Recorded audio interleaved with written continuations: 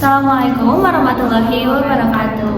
Perkenalkan, kami dari kelompok 1 dengan saya Risa Rada Asari dengan NPM 10121536. Juga ada saya Nazira Al-Zura dengan NPM 101215337. Dan saya Delia Putri Nurlila dengan NPM 10121530. Kami di sini akan mempresentasikan hasil penelitian kami dan juga bisnis plan kami terhadap studi kelayakan bisnis CVL Pak Adi Pratama dan perusahaan kami Garam DZ untuk menyelesaikan tugas mata kuliah studi kelayakan bisnis. Saya Nazira Al-Zura akan membacakan analisis bisnis plan melalui 7 aspek. Yang pertama ada aspek manajemen bisnis. Nah, perusahaan ini bergerak di bidang suplai barang berupa garam. Memiliki beberapa spesifikasi garam yang berbeda, antara lain ada garam krosok juga garam konsumsi. Nah, ada juga nih visi dan misi dari perusahaan kita sendiri. Yang pertama, visinya, perusahaan kami ialah menjadi produsen garam berkualitas tinggi yang dipercaya oleh konsumen lokal. Adapun misi dari perusahaan kami, yang pertama, memproduksi garam dengan standar kualitas terbaik untuk memenuhi kebutuhan rumah tangga dan industri kecil. Lalu yang kedua, mengembangkan produk garam yang inovatif dan higienis untuk berbagai kebutuhan konsumen. Lalu yang ketiga, bekerja sama dengan petani garam lokal untuk meningkatkan produksi dan kualitas garamnya. Yang keempat, mengutamakan praktik produksi yang ramah lingkungan. Yang kelima, memberikan pelayanan terbaik dan menjaga kepuasan pelanggan dengan memastikan ketersediaan dan pengiriman yang tepat waktu. Rencana dalam waktu dekat perusahaan kami ialah menyuplai barang pada pasar tradisional terdekat. Lalu dalam perusahaan kami akan menerapkan sistem komunikasi horizontal dari atas ke bawah dan dari bawah ke atas.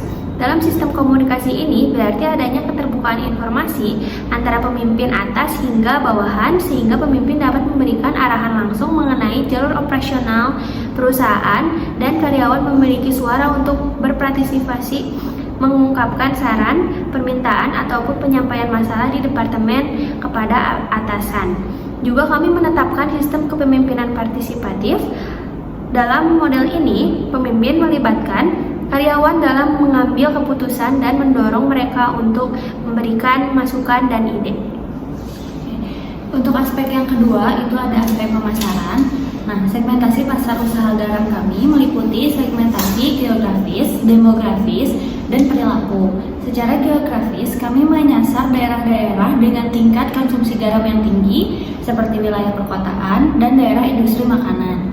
Secara demografis, kami menargetkan rumah tangga, industri makan, dan restoran. Dari segi perilaku, kami fokus pada konsumen yang mengutamakan kualitas dan kebersihan pada penggunaan garam. Target pasar utama usaha garam kami adalah rumah tangga di perkotaan yang membutuhkan garam berkualitas tinggi untuk kebutuhannya sehari-hari. Lalu ada restoran dan industri makanan yang memerlukan garam dengan jumlah yang besar dan konsistensi kualitas yang terjaga, serta produsen makanan olahan yang mengutamakan bahan baku berkualitas untuk produknya. Usaha garam kami diposisikan sebagai produsen garam berkualitas tinggi yang dapat diandalkan oleh berbagai segmen pasar.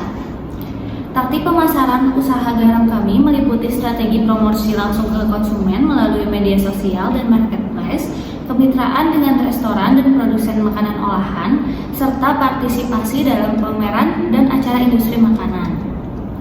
Lalu, untuk marketing mix usaha garam kami terdiri dari produk garam yang berkualitas tinggi dengan varian untuk keperluan rumah tangga dan industri, price atau harga kompetitif dengan berbagai penawaran diskon untuk pembelian dalam jumlah besar, lalu ada tempat atau place, distribusi melalui toko retail, supermarket, dan platform e-commerce.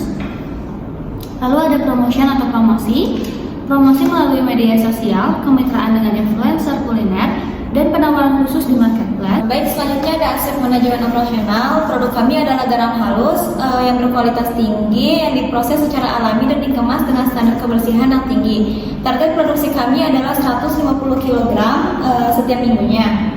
Dan selanjutnya ada proses produksi dimulai dengan mempersiapkan bahan baku. Dalam proses ini, Departemen Produksi mempersiapkan bahan baku garam yang akan dikemas sesuai dengan ketentuan yang sudah ditentukan perharinya.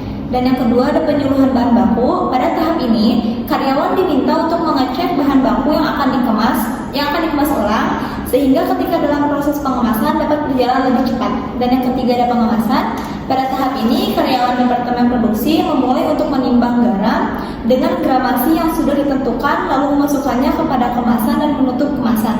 Setelah produk terkemas ulang, setiap produk dimasukkan ke dalam satu kemasan besar, sehingga menjadi satu bal yang berisi 10 kemasan per 10 kg.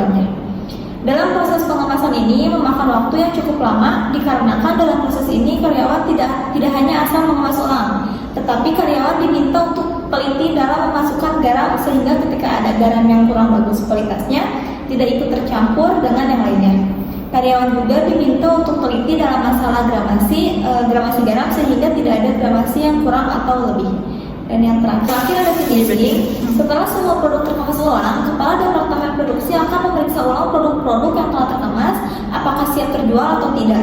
Jika ada produk yang tidak sesuai dengan kualifikasi perusahaan garam kita, produk tersebut akan dibongkar dan kembalikan kepada karung awal yang nantinya akan dikembalikan atau diatur kepada petani garam. Selanjutnya ada aspek SDM. Sumber tenaga kerja kami diambil dari orang-orang terdekat dahulu seperti kerabat dan juga keluarga. Seleksi dilakukan melalui wawancara dan tes keterampilan untuk memastikan kesesuaian dengan pekerjaan yang ditawarkan. Sistem kompensasi kami mencakup gaji yang kompetitif. Jumlah karyawan yang dibutuhkan bervariasi tergantung pada tingkat produksinya. Tetapi kami memastikan memiliki tim yang cukup menjalankan operasi secara efisien. Lalu di aspek yang selanjutnya ada aspek keuangan. Nah, untuk sumber dana, untuk modal awal kami menggunakan modal pribadi, di mana kami menggunakan dana tabungan pribadi kami sendiri. Lalu untuk kebutuhan dana yang diperoleh perusahaan akan digunakan untuk kebutuhan modal investasi dan modal kerja operasional.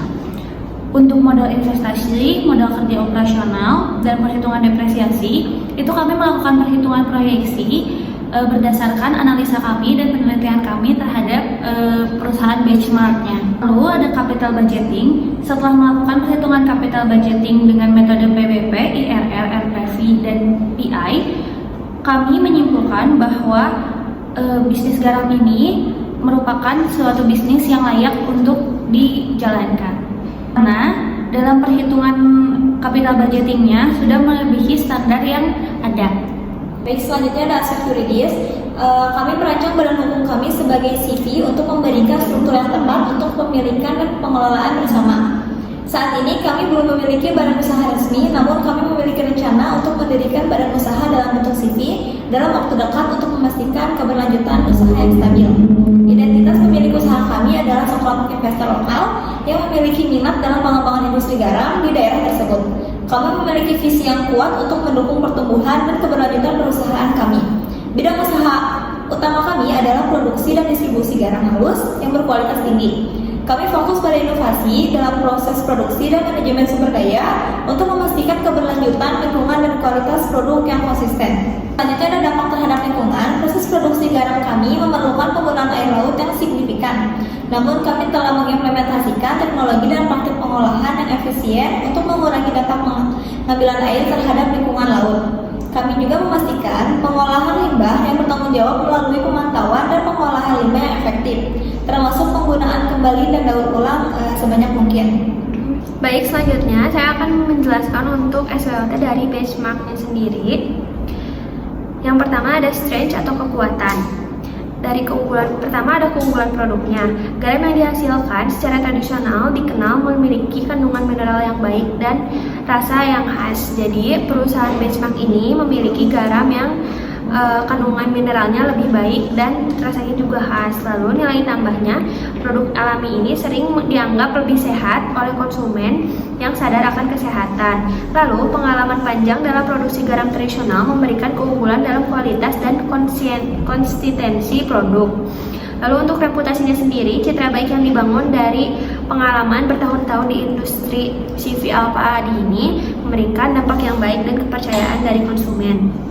Lalu, proses produksi yang ketat memastikan bahwa garam yang dihasilkan berkualitas tinggi dan memenuhi standar keamanan pangan. Lalu yang kedua ada weakness atau kelemahan. Skala produksi yang terbatas, Metode tradisional seringkali tidak mampu menghasilkan garam dalam jumlah besar untuk memenuhi permintaan yang tinggi. Lalu yang kedua ada efisiensi produk. Ketergantungan pada metode tradisional dapat mengurangi efisiensi dan meningkatkan biaya produksi. Lalu yang ketiga ada variabilitas produk. Proses penguapan air laut yang tergantung pada kondisi cuaca dapat mengakibatkan fluktuasi dalam produksi. Keempat, ada pemasaran terbatas. Kemampuan pemasaran yang terbatas mengurangi potensi perusahaan untuk memperluas pangsa pasar. Lalu yang terakhir, yang kelima, ada biaya produksi lebih tinggi. Proses manual dan tenaga kerja yang lebih banyak meningkatkan biaya produksi yang terjadi di CV Alpha Adi Pratama. Baik, selanjutnya ada opportunities atau bisa disebut dengan peluang. Yang pertama, kesadaran konsumen terhadap produk sehat. Meningkatnya permintaan untuk produk alami dan organik membuka peluang besar bagi garam tradisional. Yang kedua, ekspor ke pasar internasional. Permintaan internasional yang tinggi untuk produk alami dan berkualitas membuka peluang ekspansi ke luar negeri. Yang ketiga, ada kemitraan dengan retail khusus, menjalin kerjasama dengan toko-toko yang menjual produk organik dan kesehatan untuk memperluas distribusi. Dan yang keempat, ada diversifikasi produk, mengembangkan variasi produk seperti garam bumbu, garam mandi, dan produk olahan lainnya. Dan yang terakhir, ada promosi digital, memanfaatkan media sosial dan e-commerce untuk menjangkau konsumen yang lebih luas dan meningkatkan brand awareness. Dan yang keempat ada threats atau ancaman. Yang pertama, kompetisi dengan produsen garam modern. Nah, produsen garam dengan teknologi modern dapat menawarkan produk dengan harga lebih rendah dan volume yang lebih besar. Lalu yang kedua, ada perubahan regulasi. Perubahan regulasi ini terkait produksi dan distribusi garam dapat mempengaruhi operasional perusahaan. Lalu yang ketiga, ada fluktuasi cuaca dan iklim. Kondisi cuaca yang tidak menentu dapat mengganggu proses produksi dan mengurangi hasil produksi garam tersebut karena masih tradisional. Lalu yang selanjutnya saya akan membacakan SWOT untuk perusahaan kami atau yang kami sebut sebagai Garam GZ. Yang pertama, ada sistem pengawasan yang baik terhadap hasil produk. Kekuatan sistem pengawasan produk di perusahaan Garam GZ adalah kemampuan untuk menjaga kualitas tinggi melalui pengawasan yang ketat, teknologi modern, personal terlatih, dan standar kualitas yang tinggi, responsif terhadap umpan balik pelanggan. Juga ada harga jual yang relatif rendah. Kekuatan dari harga jual yang relatif rendah di perusahaan Garam GZ adalah meningkatkan daya saing, memperluas pangsa pasar, memberikan nilai tambah bagi konsumen, mempermudah penetrasi pasar, dan menjadi bagian dari strategi diferensiasi perusahaan. Selanjutnya ada weakness. Yang pertama, struktur organisasi yang sederhana. Kelemahan struktur organisasi perusahaan pada Garam GZ ini yang masih sangat sederhana adalah kurang mendukung pertumbuhan efisien, kurangnya pembagian tugas yang jelas, kurangnya spesialisasi, kurangnya fleksibel terhadap perubahan, dan risiko tergantung pada sedikit orang. Dan yang kedua, ada ketergantungan pada cuaca. Produksi garam dapat sangat dipengaruhi oleh faktor cuaca seperti curah hujan dan suhu. Ketergantungan yang tinggi pada kondisi cuaca tertentu dapat mengganggu produksi dan mengakibatkan ketidakstabilan pasokan. Yang selanjutnya ada opportunity. Yang pertama ada ekspansi pasar online. Pertumbuhan perdagangan elektronik dan platform e-commerce yang telah membuka peluang baru untuk memasarkan dan menjual produk garam secara online. Nah, Garam GZ ini sendiri dapat memanfaatkan platform e-commerce untuk mencapai pelanggan baru dan memperluas jangkauan pasar kita tanpa batasan geografis. Lalu yang selanjutnya ada pengembangan produk ramah lingkungan. Dalam proses terhadap kekhawatiran akan lingkungan, ada permintaan yang meningkat untuk produk-produk ramah lingkungan. Yang selanjutnya ada pengembangan produk ramah lingkungan. Garam GZ sendiri dapat mengembangkan teknologi dan proses produksi yang lebih keberlanjutan untuk memenuhi permintaan produk-produk ramah lingkungan dan memperkuat citra perusahaan sebagai produsen garam yang bertanggung jawab.